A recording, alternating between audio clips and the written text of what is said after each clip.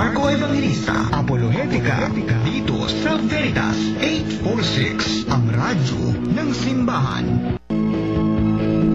Ave Maria! Gratia Plena, isang mapagpalang araw po ng linggo mga kapanalig. Ang dalangin nating sumapit sa lahat. Samahan po ninyo ako sa mga sandali ng pag-aaral sa salita ng Diyos at pagtatanggol sa ating pananampalatayang Katoliko. Ako po si Brother Marco C. Evangelista. And tulad last Sunday, mag-isa po tayo sa ating programa. Pero alam ko naman na kayo'y nakaantabay at ako inyong sasamahan sa mga sandali ng ating pag-aaral. Of course, nandiyan po si Brother Jerby Santos sa ating technical side at kay Brother Romar Bendo sa ating production, ating PA. Ayan, andyan pa si John Gutierrez na kasama natin, di ba? So mga poging lalaki ang nandito ngayon, araw ng linggo. Kaya samahan niyo po ako at atin pong pag-uusapan. Ito ay napansin natin sa social media nitong mga nakararaan po. Tungkol po ito sa usapin ng mga ating mga kapatid na nasa sektor, tinatawag nilang sektor, yung kanilang community. At ito po ay ang tinatawag na LGBTQI. Marami ang hindi nakakaalam. Ano ba ibig sabihin ng LGBTQI? Okay, para mas maintindihan po natin, ang L is stand for lesbian, ang G ay for gay, ang B ay for bisexual, at yung T ay transgender, yung Q ay queer or in a stage of questioning, at yung I ay intersex. Kaya itong community ng LGBTQI ay tinatawag ding alphabet community kasi nga yung kanilang tawag ay letra, no, LGBTQI. Ngayon, marami rin ang medyo nako-confuse. Ano bang difference nung bisexual, yung transgender? Para lang mas maintindihan natin, Brother Tony Di Mapilis, Sister Camille Salazar Magtalas dyan sa Hain Nueva Ecija, at kay Brother Roland Albano, shout out sa inyong tatlo na nakasubaybay sa atin. Yung lesbian, gay, and bisexual ay tumutukoy po sa kanilang sexual orientation. Samantalang yung transgender ay nagre-refer ito sa kanilang gender identity and expression. Ibig sabihin, pagka ang isang tao ay bakla o tomboy o kaya ay tinatawag nating bisexual, ito naman yung silahis. Kasi noong unang panahon, tatlo lang naman bakla, tomboy, silahis. Pag bakla, ang kanyang preference ay kapwa lalaki. Pag tomboy, kapwa babae. Pero yung silahis o bisexual, tawag natin nung unang panahon, AC/DC. Pwede sa lalaki, pwede sa babae. Yan ang silahis. Now, yung transgender, sila po itong mga nagko-cross-dress, no? Sila itong pagtiningnan mo, kasi merong bakla na discreet medyo sikreto lang. Tawag nung unang panahon dyan mga nakatago sa aparador, no? Mga nakalihim. Pero ang transgender, sila yung talagang nakapormang babae na, no? Yung meron na silang sariling dibdib, nagtatanim sila ng kung ano mang nilalagay nila, nagsusuot sila ng mga underwear talaga ng pambabae, no? Damit pambabae, similar sa mga tomboy din, yung mga damit ng lalaki, pormang lalaki, umasta lalaki, yan po yung transgender. At ito rin yung may mga ilang cases tayo na pumupunta sa mga restroom, mga comfort room na particular, yung mga transgender na lalaki gustong gumamit ng palikuran ng babae, so may mga nagre-react doon, di ba? Kasi nga naman aminin at hindi, lalaki pa rin yan, sabi ng mga ibang nagmamasid, di ba? Katulad lang nung nakararaan, medyo nalulungkot ako dahil diyan sa isang okasyong pang-relihiyon o pang-religious activity, may nangyaring issue na merong isang transgender o sabihin na natin isang gay na natulog sa dorm ng mga babae, kasama ng mga babae. So the following morning ay pumasok, gumamit sa comfort room o palikuran na pambabae. Siyempre, nagre-react yung mga lalaki. Ano ba naman?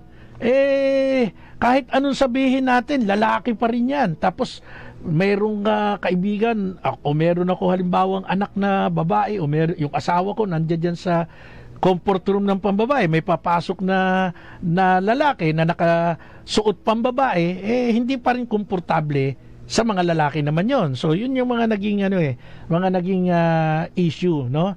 So, kaya mapapansin natin, maraming tao ay tahimik na lang kasi pagka pinuna mo, kapag ka ikaw ay nagbigay ng issue tungkol sa LGBTQI ngayon, sasabihin, kinukundina mo sila, kinikriticize mo sila, ito ay isang uri ng discrimination sa kanila, maraming issue, kaya ang ginagawa ng iba, tumatahimik na lang, hindi na sila kikibo. Ang nangyayari, ang community na ito, dahil nga sa pananahimik, ay ng iba ay nagiging parang natotolerate na sige na lang, di ba? Kasi nga naman sa sektor ng television, makikita natin, nandiyan dyan, hayagan na. At pagka may mga nagpe-perform na iba ang iba na ang sa kasarian, pagkatukoy sa kasarian, talagang sinusuportahan. So, ang mundo natin ngayon, malayo na sa mundo noon. Sa totoo lang po. Kasi nga ngayon, pag nagsalita ka ng tungkol sa usapin na to, sila mismo yung sektor na yon. Dinidiscriminate nyo kami. Kaya ang lagi kong sinasabi, kung ako bilang isang Kristiyano ay pumuna ng isang bagay na sa tingin ko'y lihis sa aking pagiging Kristiyano, ito po ba'y tatawaging agad discrimination? Paano naman yung parte ko bilang isang Kristiyano na ang tinuro sa akin ng Panginoon ay laging tumayo sa ngalan ng katotohanan, stand firm in truth, di ba? Kasi sabi ng Panginoon sa Gospel of St. John, the truth shall set you free. The truth shall set us free. So, sa puntong ito, katulad kagabi, meron dapat isang malaking kaganapan dito sa Quezon City. Magkakaroon ng tinatawag na concert ng LGBTQ Quezon City chapter. Meron silang tinatawag na Pride Month. Kaya nga sabi ko, ang daming tao ngayon na gustong tumutol. Pero dahil sa kanilang pangamba na sila rin ay mabas, yan ang usong term ngayon, mabas, no? Sila ay makundi na mismo ng sektor na ito, hindi na lang sila kumikibo o hindi na lang sila nagbibigay ng kanilang komento. Pero bibigyan ko kayo ng halimbawa. Sabi ko nga sa inyo, ito'y stand ko as a Christian na naniniwala ko, hindi naman masamang talakayin ito at hindi rin ito pag-discriminate. Yung Pride Month, pag in-spell natin yan, mga kapanali, kuha kayo ng ballpen sa inyong mga bahay, no? Brother Dennis Salazar, shout out. Syra Jane Espinida, good day po sa iyo. Kaya Brother Lorenzo Adlawan, ayan. Charlie Lorenzo Adlawan, okay. Yung Pride Month, pag yan ay tiningnan natin, yung spelling ay P-R-I-D-E-M-O-N-T-H. Ulitin ko po, sulat nyo sa inyong mga papel sa bahay. Pride Month, P-R-I, D-E-M-O-N-T-H. Pansinin po ninyo yung letra. Yung P-R-I, yan Pride Month. Kunin nyo yung D, kunin nyo yung E, kunin nyo yung M, kunin nyo yung O, kunin nyo yung N. Sa dulo may TH. Ano yung makikita nyong word? Pride Month. Kunin nyo yung D, kunin nyo yung E, kunin nyo yung M, kunin nyo yung O, kunin nyo yung N. Alam nyo ang lalabas dyan? Demon. Demon. At ito po, naobserbahan ko dun sa mga ibang dinadaan na lamang sa pagpo-post yung kanilang saloobin. Sabi ko nga ganon, total, mahilig sila sa mga acronym na ganyan, LGBTQI, may nakita ako sa social media, itong binabanggit ko sa inyo, nakita ko rin to sa social media. Yung Pride Month, hinighlight niya yung DEMON sa gitna ng Pride Month. So lumabas nga namang word ay demon. Ngayon, bakit demon? Kasi naniniwala ang isang totoong Kristiyano na ang mga malalaswang gawain na mayroong pamamagitan ng lalaki sa kapwa lalaki, babae sa kapwa babae, ay isang gawain na kasuklam-suklam sa Diyos. Galit ang Diyos. Kaya pag binanggit natin ng LGBTQI, no, ang impresyon ay kasuklam-suklam ito sa Diyos. Pero mga kapanalig, sa ngalan po ng patas na pagtingin, sa totoo lang naman po, sa totoo lang, ang isang tao na mayroong nararamdamang kakaiba sa kanyang kasarinlan, no? Yung tinatawag nating belong to the LGBTQI community, hindi natin pwedeng i-condemn na isang masamang nilalang agad. Isang nilalang na kinamumuhian agad ng Diyos. Mali po yung impresyon na yon. Sapagkat kailangan nating i-dig up, aralin, ano ba talaga yung tinututulan natin sa mga kapatid natin sa sektor ng LGBTQI. Pag sinabi bang LGBTQI member ay masasama na, sila ba'y kalaban na ng Diyos? Galit ba sa kanila ang Diyos? Yan po ang ating lilinawin, yan po ang ating palalalimin na pagtalakay sa ating programa ngayong hapon. Nawala sa tabi ko ngayon si Brother John Albert Gales, no? Meron lang tayong mga aayusin. Meron lang tayong mga i-arrange dun sa aking mga magiging partner dito sa Radio Veritas sa ating program. Okay? So, shout out kay Maso Arnel. Mapagpalang hapon po sa iyo. Kay ano ba pangalan nito? Yung kuya ko from Santa Maria, Laguna. Edgardo Evangelista, kuya ko. Mabuhay ka, kuya ko. Si Brother Nato Leong ng Good Shepherd, dyan po sa Las Piñas City, no? Good Shepherd. Brother Angel Ocampo, mabuhay ka, Brother Angel, isang Knights of Columbus sa Santo Niño de Taguig. Yan. Si Brother Tonyo Tunying, ito, nakasama na natin to sa isang pagkakataon dito sa programa natin. Brother Roman Oliver, na nariyan nagliliwaliw sa Europa. Mabuhay ka, Brother Roman Oliver, ingat ka lagi dyan, no? Siyempre si Sister Glaze Fernando Rosete, ang kanyang kabiyak na si Brother Tom and kids, nandyan sa Bukawi, Bulacan. Mabuhay po kayo at magkita tayo sa katapusan para tayo magbanding-banding. Siyempre kay Sister Karen Beltran, no? Diyan po sa Bungabon, Nueva Ecija. Ang aking mahal na Brother Tyron Fall Toledo, Knights of Rizal.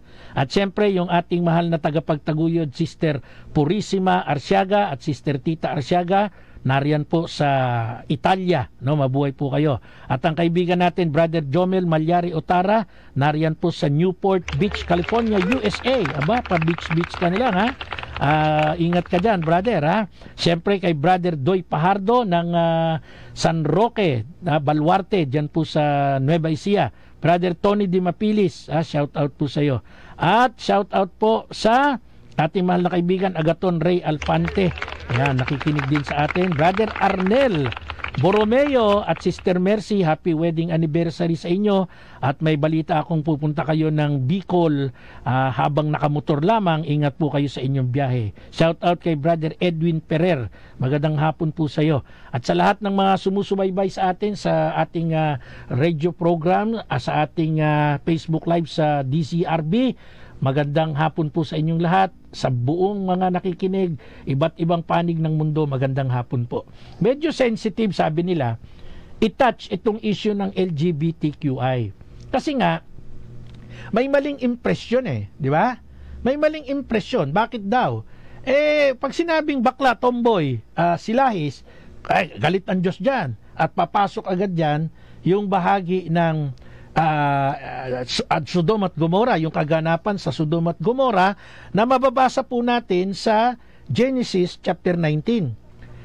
Talagang nakarelate lagi diyan sa Sodom at Gomora pagka ang pinag-usapan ay tungkol sa kasarian ng isang lalaki na ang kanyang pakiramdam siya ay babae, isang babae ng kanyang pakiramdam siya ay lalaki, o yung tinatawag natin indirect direct pag-address ay bakla at tomboy. Now, yung Sodom at Gomora po, pag binasa natin sa Bible, lalabas po ang isang salita dyan. Ito po, may hawak tayong Biblia, no? At ang isang salitang lalabas po dyan ay yung kaganapan na may dumating na dalawang panauhin, si Abraham. And then, ang ginawa ni Abraham, pinapasok niya sa kanyang bahay yung kanyang dalawang panauhing lalaki, at ganito ang naging senaryo, no? Yung mga taong bayan, lahat ng lalaki sa lungsod na yon ng Sodom at Gomora, bata at matanda, ay pumunta sa bahay ni Abraham at tinawag nila si Lot, no? Tinanong, nasan yung mga lalaking nakituloy sa iyo ngayong gabi? Ilabas mo sila. Gusto namin silang makaseks. Ito lahat ng lalaki sa lugar ng Sodom at Gomora o taga Sodom pumunta sa bahay ni Lot. And then si Lot pala, no? Pumunta sa bahay ni Lot. And then sabi nila, Lot, nasaan na yung lalaking nakituloy sa iyo ngayong gabi? Ilabas mo sila. Uulitin ko yung basa. Nasa Bible po ito. Gusto namin silang makaseks. Ang ginagamit ko pong Bible ay itong tinatawag nating ang Bible Pinoy version. Medyo pinababaw yung mga ginamit na terminology dito para maintindihan ng mga bagong kabataan. So yun ang gusto mangyari ng mga lalaki sa bayan ng Sodom, no? Bata at matanda, sumisigaw sila kay Lot. Yung host, kumbaga, nasaan na yung bisita mo? Labas mo, gusto namin sila makaseks. Lumabas si Lot, ito ang tagpo, at chapter 19 verse 6. Sinara niya ang pinto. Tapos, saka sumigaw si Lot, mga kaibigan, please, wag ninyong gawin yan. Ito sabi ni Lot in response dun sa taong bayan, yung mga kalalakihan na gustong magpalabas sa kanyang bisita. Anong sabi ni Lot? Hindi po pala si Abraham, sorry medyo nag-ano yung aking iba pala yung si Abraham ang nakiusap sa Diyos Okay, anong sabi ni Lot? Mga kaibigan, huwag niyong gawin yan. Ano yung huwag gawin? Nakunin sa kanya yung dalawang panauhin niya para makaseks. And take note, ang sumisigaw, mga lalaki. At ang bisita ni Lot ay dalawang lalaki. Ilabas nyo sila dito, gusto namin silang makasiping, makatalik o makaseks. Anong sabi ni Lot? Ito yung sinasabi kong very notable na salita. Huwag nyong gawin yan, napakasama niyan. So, dito po sa Genesis chapter 19, verse 7, tinukoy po na yung intensyon ng mga kalalakihan dito po sa lugar ng Sodoma na makipagtalik sa kapwa lalaki, dinescribe po ni Lot, napakasama niyan. Ayaw ng Diyos yan. Galit ang Diyos sa intensyon ng same-sex. Pag interesan mo, magkaroon ka ng desire. Now, paano nating nasabi na ito yung tinutukoy ng salita ni Lot na napakasama yan? Pag ating tiningnan ang aklat ng Roma, no? Sa bagong tipan na ito, sulat ni Apostol Pablo, aklat ng Roma, chapter 1, verse 26 hanggang 27, ganito po naman ang ating mababasa. Dahil dito'y hinayaan sila ng Diyos sa mahahalay na pita. Ayaw nang makipagtalik ng mga babae sa mga lalaki. Sa kapwa babae na lamang sila nakikipag-ugnayan. Verse 27, Roma chapter 1. Gayon din ang ginawa ng mga lalaki. Ayaw makipagtalik sa mga babae, kundi sa kapwa lalaki na rin sila na humaling. Ang ginagawa ng mga ito'y nakahihiya, kaya't hindi nila maiiwasan ang parusa sa kanilang mahalay na gawain. So, kung atin pong mapapansin, sa Genesis, ang pagkatukoy dyan, napakasama nung gawain na yan. Sa aklat ng Roma, ito daw pong gawain na to ay, nakakahiya. Nakakahiya. Napakasama. Nakakahiya. At ito pa ang medyo nakakatakot. Pag pinuntahan po natin uli ang lumang tipan, sa bahagi po ng Levitico chapter 20 verse 13, alam niyo ba ganito ang kautusan ng Diyos? Basahin ko. Ang lalaking nakikipagtalik sa kapwa lalaki, so pareho din yan dun sa babae sa kapwa babae, ay gumagawa ng karumal-dumal na gawain at pareho silang dapat patayin. Medyo nakakatakot yung utos na ito ng Diyos sa aklat ng Levitico, na ang lalaking nakikipagtalik sa kapwa lalaki katulad sa babae sa kapwa babae, karumal-dumal. Yan ang ginamit na term. Levitico chapter 20 verse 13. Karumal-dumal. At ang pinakamatindi, sinabi ng Biblia mismo, hindi po nanggaling sa akin, pareho silang dapat patayin. So mga kapanalig, yung mentalidad ng sino man na makakabasa nito ay magkakaroon nga talaga ng impresyon pag nakakita ng ibang kasarian, ng bakla o ng tomboy. Ang impresyon, kasuklam-suklam sa Diyos yan, nakakahiya yan. Yan ay napakasama. Kasi i-quote nila itong mga kinote natin, Genesis chapter 19 at yung Roma chapter 1 verse 26 to 27, ang Levitico chapter 20 verse 13. Sa isang bahagi pa po, sabi rin po dito sa bahagi ng Huda o aklat ng Judas, hindi Huda, aklat ng Judas sa New Testament po yan, pagkatapos ng sulat ni Apostol Juan, bago dumating sa aklat ng Revelation o Pahayag, chapter 1 verse 7. Anyway, isang chapter lang ang sulat ni Judas. Anong sabi ng verse 7?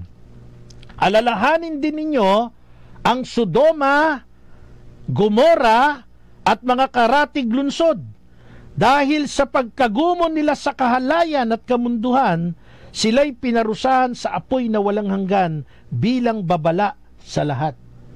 So dito nire-recall uli ni Apostol San Judas yung nangyari sa bahagi ng Sodoma, Gomora at mga karatig lungsod.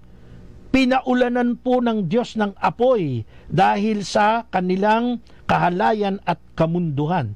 Ano po ba yung kahalayan at kamunduhan na inilalarawan sa Sodoma at Gomora? Wala pong iba kundi yung tinatawag na same-sex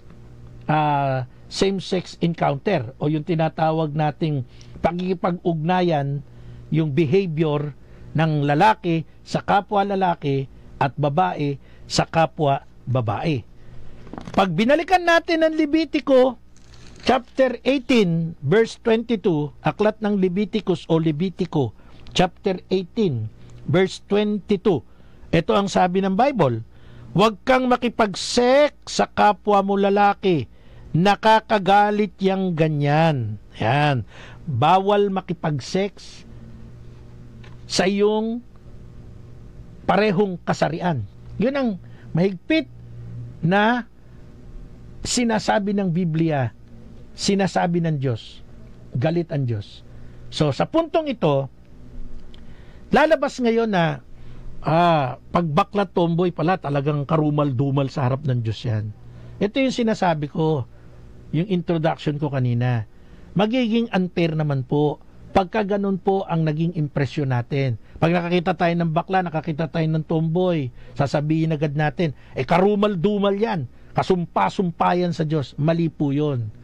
Kasi aralin natin yung konteksto ng mga binasa natin sa Sodoma at Gomora, Genesis chapter 19, basahin ninyo yung buong chapter. Pag binasa nyo yung Roma chapter 1 verse 26 to 27, yung Levitico chapter 20 verse 13, yung aklat ng Leviticus chapter 18 verse 22 at yung aklat ni Judas chapter 1 verse 7, lalabas po diyan hindi po yung pagiging bakla o pagiging tomboy ang masama. Ang masama po ay yung acts, yung actual na ginagawa. Ano yon? Yung acts, yung behavior, pakikipagtalik sa kapwa kasarian. So halimbawa, may isang bakla, may isang tomboy na wala namang relasyon sa kanyang kapwa lalaki o kapwa babae. Hindi naman siya gumagawa ng ganong kahalayan. Hindi po masama ang tao yan. Hindi po masama iyon. Nagbabalik po tayo sa ikalawang bahagi ng ating palatuntunan na Apolohetika. Muli po, kasama ninyo, Brother Marco Evangelista, sa loob ng 17 taon. Wala na si Tatang. Wala na sisigaw sa akin ng, ano? Kaya naalala natin ang memory ni Tatang Larry Malyari. Nakasama po natin yan sa loob ng 16 years. Kasi siya ay pumanaw ng December 10, 2023. So nung nag-anniversary tayo on the 17th ng ating programa, January 7, 2024, na maalam na si Tatang. Kaya hindi siya umabot nung 17. But anyway, ang memories naman ni Tatang will remain sa ating puso, sa ating alaala. And speaking of anniversary, si Brother Randel Serrano ng Gabay sa Biblia Tuesday edition, every morning po yan, ay nagdiriwang din ang kanyang anniversary dito sa Radio Veritas. Congratulations, Brother Randel Serrano. Kamuka at kasing husay kumanta ni Martin Nievera. Ayan baka gusto niyong mag-invite sa mga okasyon ninyo. Pwede niyong imbitahan yan, Brother Randel Serrano. Okay? Yan ay peace builder, pinakamagaling na peace builder yan dyan sa Kamanaba area. Siyempre kaibigan ko, di kailangan pinakamagaling. Wala na akong alam dun sa ibang mga speaker dyan. Okay? Mabuhay ka, Brother Randel Serrano. Of course, kasama ko Brother Jeremy Santos, ating technical side, at si Brother Romar Bendo, ang aking napakagandang lalaking production assistant. Nasa kaliwa ko lang yan, okay? Kasama natin, siyempre, ang ating mga mahal na taga-subaybay, hindi nag-iiwan sa atin for the past 17 years, no? At salamat po sa Panginoon Diyos dahil itong tinig na to patuloy na ginagamit. At siyempre, salamat din sa ating management, kay Father Anton City Pascual, ang ating Pangulo, kay Father Roy Villen, ang ating Vice President for Operations, at ang ating Station Manager, si Madam Riza Mendoza. Okay, yung aking paksa is about LGBTQI, at nililinaw po natin. Mali rin naman kasi yung impresyon na kapag bakla at tomboy, sasabihin na natin, ay masama yan, karumal-dumal sa Diyos yan, galit ang Diyos yan, kasuklam-suklam sa Diyos yan. Medyo foul yun. Kasi kunin natin yung konteksto sa tala ng Biblia, saan galit ang Diyos? Ang Diyos po, inaamin niya sa aklat ng Ezekiel, isang parte dyan. Medyo hindi ko lang ma-recall yung pinaka-particular chapter. Sinabi dyan na, galit ako sa ganyan, yung ang lalaki ay makikisiping sa kapwa lalaki, yung babae makisiping sa kapwa babae. Kaya tayo sa puntong ito, dahil nga sa social media masyado nang, alam nyo, nabuksan ng mundo sa pamamagitan ng mga ganitong platform. May mga kinakasal, di ba? Lalaki sa kapwa lalaki. Kaya ang mga biruan sa comment, congratulations sa groom at groom, kasi walang bride di ba? Kahit sabihin mo pang ikaw ay transgender, ang feeling mo ikaw ay babae na, still your gender is male. At dalawa lang ang ginawa ng Diyos, babae at lalaki, male and female. Pangalawa, sa ating umiiral na mga batas, ang kasarian ay dalawa lang sa mga dokumentong legal. Dalawa lang, babae at lalaki, male and female. And then makikita natin sa social media, mayroong isang babae na nakaporman lalaki, hinihintay yung bride nakakuntodo, pangkasal din yung babae, ikinakasal. Babae sa babae, lalaki sa lalaki. Yan po ang ating inuupos. Yan ang ating tinututulan. Yan ang kasuklam-suklam sa Diyos. Diyan galit ang Diyos. Yan ang kahiya-hiya.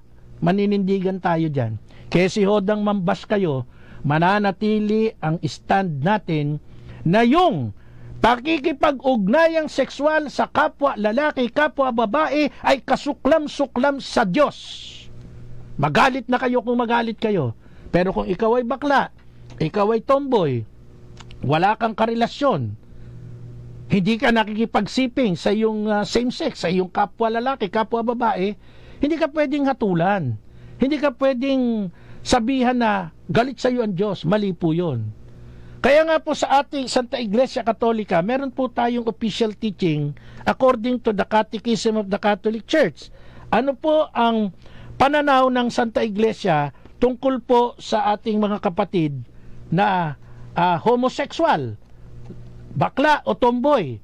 So, basahin po natin para mas maintindihan natin upang lalo nating mailatag yung sinasabi ko na hindi pwedeng hatulan ang isang bakla, isang tomboy dahil sa kanilang orientation na ganyan.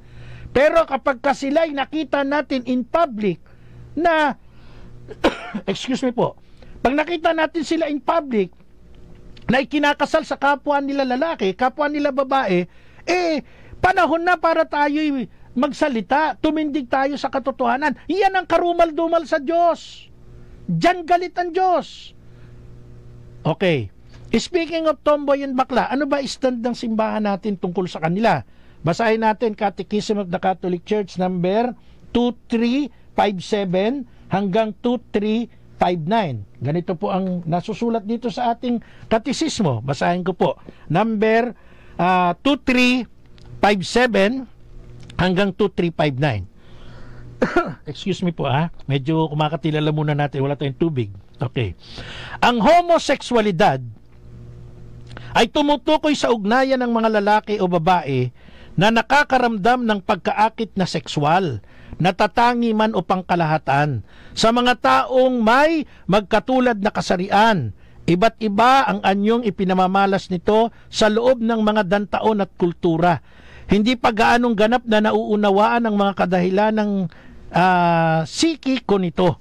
Ang tradisyon ng Iglesia na nakasalalay sa banal na kasulatan, yung ginamit po nating reference kanina, Genesis 19, Rome chapter 1 verse 24, ay nagsasabing kung saan ito ay tinagurian bilang mabigat na kamalian, ay nagpahayag na ang mga gawaing homosexual kailanman ay likas na masama. Ang mga ito ay labag sa batas ng kalikasan at ipinipinid nito ang pagtatalik na magbubunga ng buhay. Hindi ito nagmumula sa isang tunay na pag-aangkupan ng sekso at damdamin. Kailanman ay hindi ito maaaring sang-ayunan. Marami-rami ring mga lalaki at babae ang may likas na pagkahilig sa homosexual. Hindi nila pinipili ang maging homosexual. At para sa karamihan sa kanila, ang ganitong kalagayan ay nagsisilbing malaking pagsubok. Sila ay dapat tanggapin ng may paggalang, pangunawa at mabuting pakikitungo. Dapat iwasan ang anumang di makatarungang pagtatanggi laban sa kanila. Ang mga ganitong tao ay tinatawag upang ganapin ang kalooban ng Diyos sa kanilang buhay, at kung sila ay mga Kristiyano, ay isama ang kanilang pagtitika na dulot ng kanilang kalagayan sa mga paghihirap sa krus ng Panginoon. Ang mga taong homoseksual ay tinatawag sa kalinisan sa pamamagitan ng pagsusupil sa sarili na magbibigay sa kanila ng kalayaan panloob, at kung magkaminsan sa pamamagitan ng isang pagkakaibigang di makasarili at sa paraan ng pagdarasal at ng mga biyaya ng sakramento, ay maaari at dapat nilang matamo ng dahan-dahan ngunit walang tinag ang kaganapan ng buhay na Kristiyano. Ang liwanag po ng turo ng ating Santa Iglesia Katolika, napakaganda po. Anong sabi? Yung mga taong homosexual, no, sila po'y dapat tanggapin, number 1, ng may paggalang, may pag-unawa at mabuting pakikitungo at iwasan ang anumang di makatarungang pagtatanggi laban sa kanila. Kaya pag sinasabi ng mga nasa sektor na ito na sila'y nadidiscriminate, mali agad kayo. Masyado lang kayong nagiging sensitive. At ang iniisip ninyo, sarili lang ninyo. Sa loob ng Catholic Church, Roman Catholic Church, ay malinaw pa sa sikat ng araw na tinuturo, hindi kayo pwedeng bigyan ng hindi sapat na paggalang. Hindi kayo pwedeng iitsapwera. Hindi kayo pwedeng hindi unawain. Hindi kayo dapat bigyan ng ibang trato. Kaya ho, kapag ang ating kaisipan, ang bakla at tomboy, masama yan, karumal-dumal sa Diyos yan, mali yan. Hindi yan ang turo ng ating Roman Catholic Church. Ang turo ng ating simbahan, sila'y dapat tanggapin ng may paggalang, pangunawa at mabuting pakikitungo. Hindi sila pwedeng bigyan ng di makatarungang pagtatangi o pagtatanggi. So, very clear.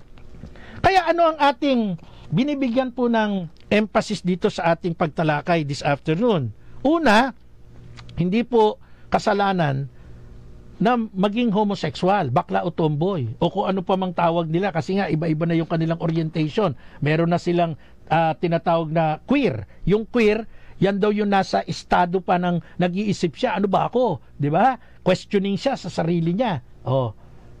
Meron ng intersex, meron ng bisexual, meron transgender. Regardless kung anong tawag sa kanila, dalawa lang naman talaga yan bakla at tomboy, tapos. Dapat silang igalang, dapat silang mahalin, dapat silang bigyan ng sapat na katarungan. Kasi hindi po nila kasalanan na nalagay sila sa ganong estado. Ang liwanag po ng turo ng Catholic Church. Pero, eto na yung mabigat.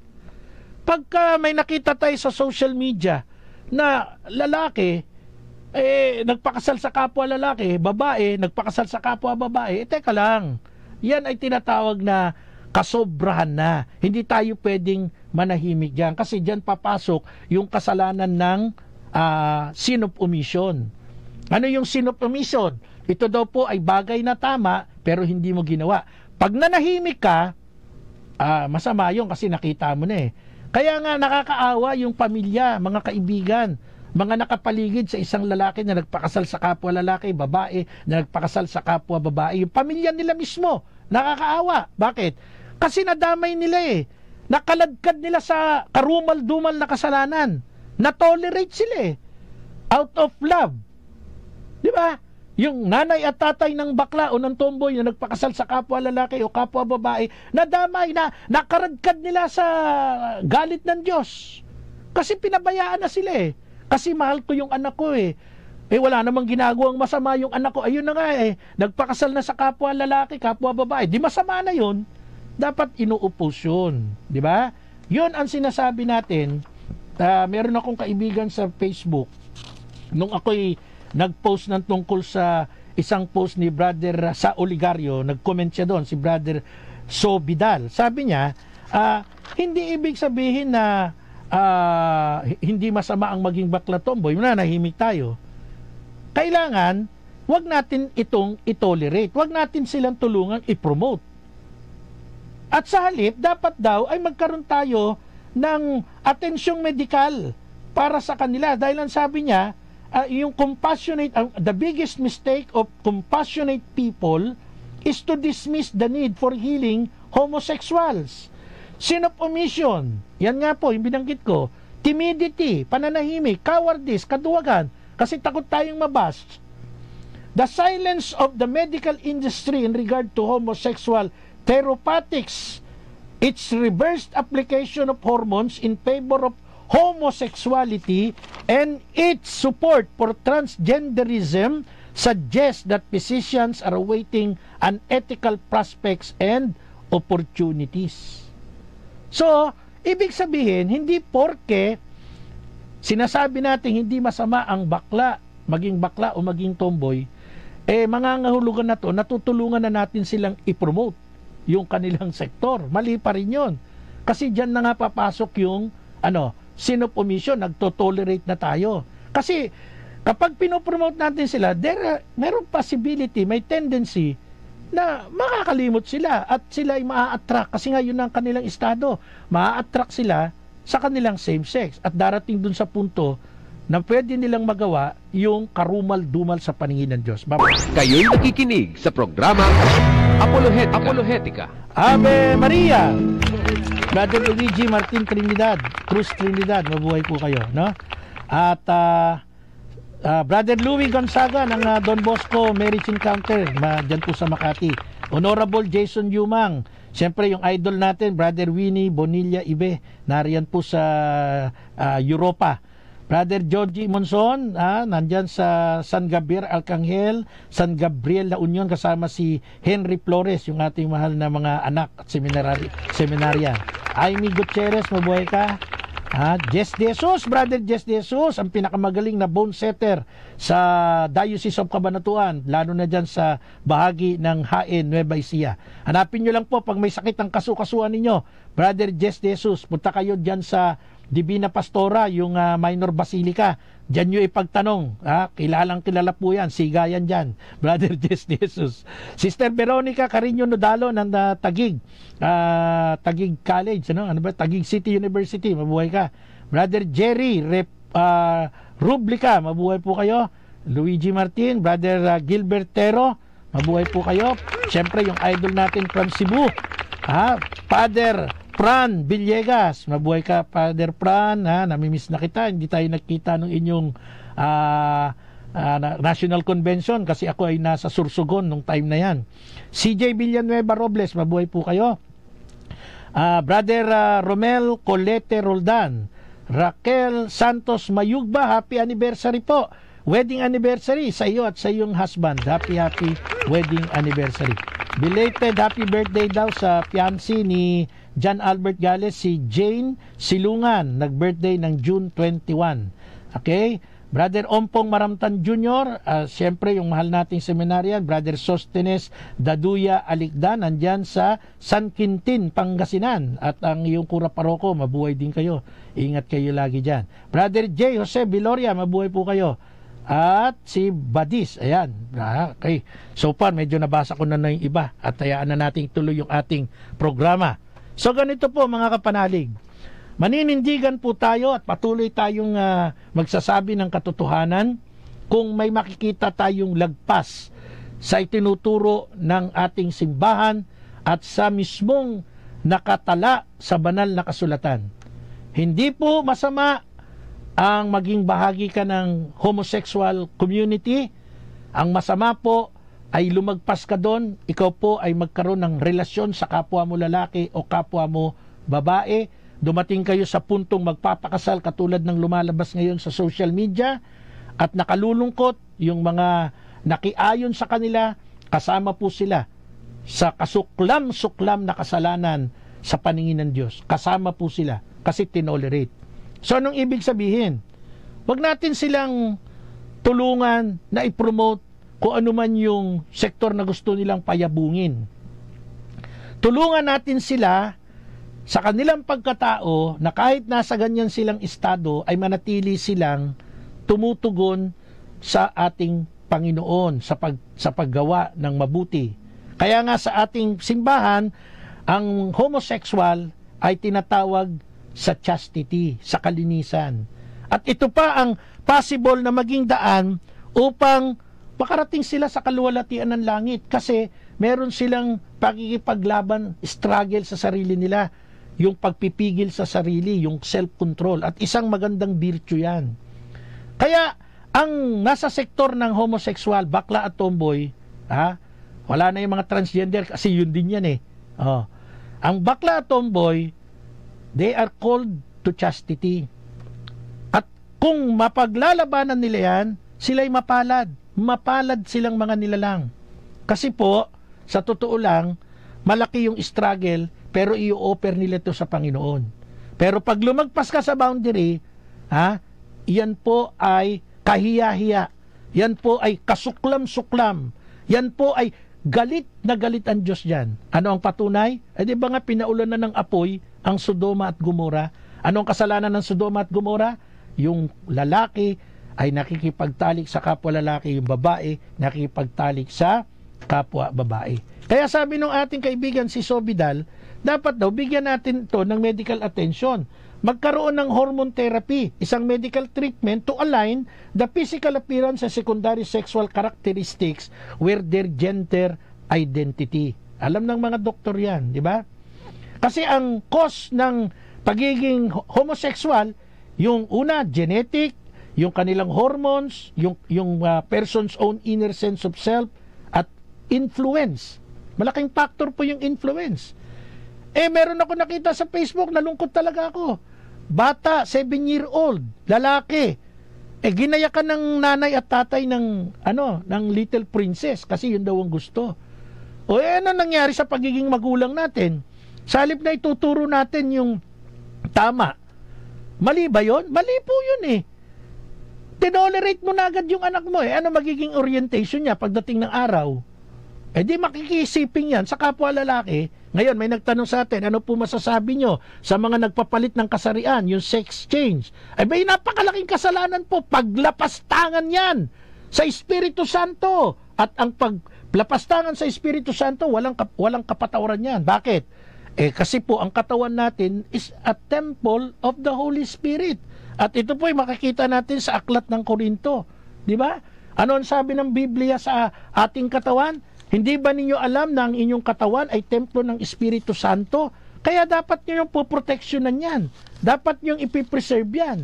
Ang ginawa mo, ang naturalesa mo, kasariang lalaki ka, nagkapera ka, pumunta ka ng Thailand, pumunta ka kung anong bansang mura, o kahit dito sa Pilipinas, pinatanggal mo yung natural mong kasarian at ibinilagay mo yung gusto mo. Di pinakailaman mo na yung temple of the Holy Spirit. At yan po ay mababasa natin sa 1 Corinthians chapter 6. Basahin nyo na lang yung buong chapter 6, yung verse 12 hanggang verse 20. Ang sabi dyan, malaya akong gumawa ng kahit ano, kung sa bagay nga, ngunit hindi lahat ng bagay ay makabubuti sa iyo. Yan ang sabi ng banal na kasulatan. Hindi ba ninyo alam na ang inyong katawan ay templo ng Espiritu Santo na nasa inyo at tinanggap ninyo mula sa Diyos? Sino may-ari ng katawan natin? Ang Diyos. Kaya we are temple of the Holy Spirit. Anong kasarian ka nung iniluwal ka ng nanay mo sa kanyang sinapupunan? Di ba? Lalaki, babae. Di ibig sabihin, yan ang iyong nature. Huwag mo pakialaman yan. Kaso, katulad yan, merong isang movie personality na sikat sa telebisyon. Gina-justify niya. Tinatawag niya, gender assigned daw. Yung pagiging lalaki, pagiging babae mo. At hindi daw iyon yung tunay mong kasarian kasi malalaman daw yung tunay mong kasarian pag nagkaisip ka na. Pinakialaman pa nitong baklang artistang ito ng isang TV show yung ng Diyos, yung naturalesang ibinigay sa iyo ng Diyos, di ba? Baka natatakot kayong mabas. Hindi po ako takot mabas kasi nakatindig po tayo sa katotohanan, no? At uulitin ko, kung magagalit kayo sa akin, pakinggan yung mabuti yung buong programa ko. Kasi dito sinasabi ko, ang kasalanan, ang karumal-dumal sa Diyos, galit ang Diyos kapag ikaw ay nakipagtalig, nakipag-ugnayan, nakipagrelasyon with your same sex. Lalaki sa lalaki, babae sa babae. Pero kung ikaw ay bakla, kung ikaw ay tomboy, at tinatawag ka sa chastity, tinatawag ka ng Diyos, magkaroon ka ng self-control, at iyan ang magdadala sa iyo sa kaluwalhatian ng langit, di ba? Alam po ninyo, mga kapanalig, ang simbahan po natin ay laging yumayakap sa mga kapanalig natin na nasa ganitong homosexualidad. Hindi po yan kinukundina. At lalong hindi po natin dinidiscriminate. Kaya minsan sinasabi ko, ano ba yung discrimination na sinasabi ninyo? Ano ba problema nyo? Hindi naman nila matukoy kung ano yung discrimination. Pag tinawag kang bakla, discrimination? Hindi Kasi yun yung iyong orientation. Di ba? Actually, ang bakla, hindi lang naman bakla sa lalaki. Ang babae, tomboy, pareho lang yan. Homosexual. So mga kapanalig, tatandaan po natin, hindi po masama, hindi po galit ang Diyos kung ikaw ay bakla o tomboy. Galit ang Diyos kung ito-tolerate natin yung pagiging homosexual mo. galit ang Diyos kung ikaw ay lalagpas sa boundary, makipagtali ka sa iyong kapwa kasarian. Yan po ang kasuklam-suklam. The word is kasuklam-suklam, napakasama, nakakahiya. Yan po nakalagay sa Bible. Hindi ko po sinasabi yan in my own. Binabasa ko po yung sinasabi ng Diyos na nakatala sa Biblia. Di ba? Kaya kung kayo ay magkakaroon ng galit sa puso ninyo, edi talo agad kayo. Hindi nyo iniintindi. Ipagdasal natin sila. Merong isang question dito, ating caller, bakit po sa noo, sa dibdib at sa balikat ginagawa ang sign of the cross? Ano po ang meaning nito at saan po ito makikita sa Bible? Unang-una po sa lahat, bakit ang Catholic Church ay gumagawa po ng pag-aantanda ng Santa Cruz? Una, sinasabi po ng Biblia na ang sign of the cross o ang tatak ng krus, ang krus ni Kristo, ito po ay pagpapakita ng tagumpay ng ating Panginoong Jesucristo, Sabi nga, the sign of the cross is a confession of faith, a renewal of baptism, a mark of discipleship, an acceptance of suffering, a defense against the devil, and a victory over self-indulgence. At sinasabi po ng Galatia chapter 6 verse 14, wag nawang mangyari sa akin ng gayon. Ang krus lamang ng ating Panginoong Jesucristo ang siya kong ipinagmamapuri, sapagkat sa pamamagitan ng kanyang krus ang sanlibutay patay na para sa akin at ako'y patay na para sa sanlibutan. Bakit po nilalagay sa noo? Sapagkat sumisimbolo po ito sa Ama. Ang Ama po ay nasa kaitaasan, pinakamataas sa lahat ng bagay. Kaya nilalagay natin sa forehead, symbolizing the Father na nasa itaas, Ama. Nilalagay natin sa ating sinapupunan, anak, sapagkat ang anak ay nagmula sa sinapupunan ng mahal na Inang Maria. At nilalagay natin sa ating balikat, symbolizing the Holy Spirit, sapagkat ang ating banal na Espiritu ang ating paraklit, ang ating patnubay. It is written in John chapter 15, paparito ang Espiritu Santo, siyang inyong patnubay. Kaya ito pong mga antanda na ito ay pagpapakita lamang. It's an expression of faith na ang Ama ay nasa ulo, nasa noo, forehead, ang anak ay nasa sinapupunan, nagmula sa sinapupunan ng mahal na Inang Maria, and both sides of our shoulders, sapagkat ang Espiritu Santo ay patnubay, gabay, or parakleto. So yun po yung ating sagot, at yun po ang binahagi natin sa sulat ni Apostol Pablo sa Pilipos. Maraming salamat po sa inyong pagsama sa akin. Ubos na oras natin. At muli, thank you kay Brother Romar, sa pagbibigay ng mga tanong dito sa ating screen. Mabuhay po tayo. Palagi po tayong ingatan ng Diyos. Ako po, si Brother Marco Evangelista, nagsasabing sumainyo ang katotohanan. Maraming salamat po.